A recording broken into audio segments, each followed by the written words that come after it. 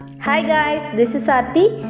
ஒரு சூப்பரான ஸ்டைலில் வெஜ் ப்ளஸ் எக் வச்சு சூப்பராக செஞ்ச ஒரு எக் பாஸ்தா தான் பார்க்க போகிறோம். இது குட்டீஸ் அப்புறம் நம்மளுக்குமே ரொம்ப பிடிக்கும். எப்போவாவது ஒன்ஸ் நம்ம சாப்பிட்லாம். அதுக்கு ஒரு பாத்திரத்தில் தண்ணி வச்சு அதில் கொஞ்சமாக ஆயில், அதுக்கப்புறம் உப்பு சேர்த்துட்டு ஒரு 2 கப் பாஸ்தாவை இதில் ஆட் பண்ணி இது நல்லா வெந்ததும் அதை வடித்து நல்லா சில் தண்ணி எடுத்து இதில் ஊற்றி நீங்கள் ஆற விட்டுருங்க. அதுக்கப்புறம் ஒரு பேனில் எண்ணெய், அதுக்கப்புறம் பொடி பொடியாக கட் பண்ண பூண்டு, அதுக்கப்புறம் ஸ்லைஸாக கட் பண்ண பெரிய வெங்காயம் எல்லாத்தையும் போட்டு நல்லா வதக்கி விடுங்க.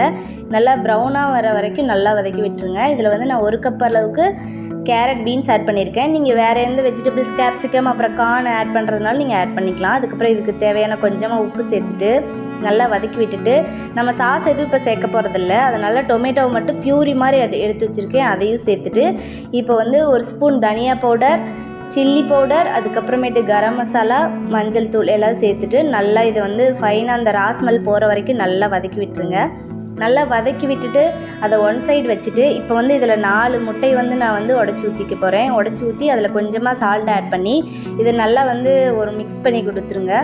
மிக்ஸ் பண்ணிட்டு இதை தனியாக நல்லா வெந்து வந்ததும் அப்புறம் அந்த தக்காளி, வெஜிடபிள்ஸ் எல்லாத்துக்கூடையும் சேர்த்து இதை கிளறி விட்டுருங்க. கிளறி விட்டு நம்ம ஏற்கனவே வேக வச்சு வச்சுருக்க பாஸ்தாவை இது கூட ஆட் பண்ணி ஒரு 5 மினிட்ஸ் நல்லா கிளறிட்டே இருங்க. நீங்கள் கொஞ்சம் தண்ணி ஆட் பண்ணி கிளறினாலும் கிளறலாம், கொஞ்சமாக ஈரமாக இருக்கிற மாதிரி இருக்கும். இது கொஞ்சம் நான் ட்ரையாக தான் செஞ்சுருக்கேன்.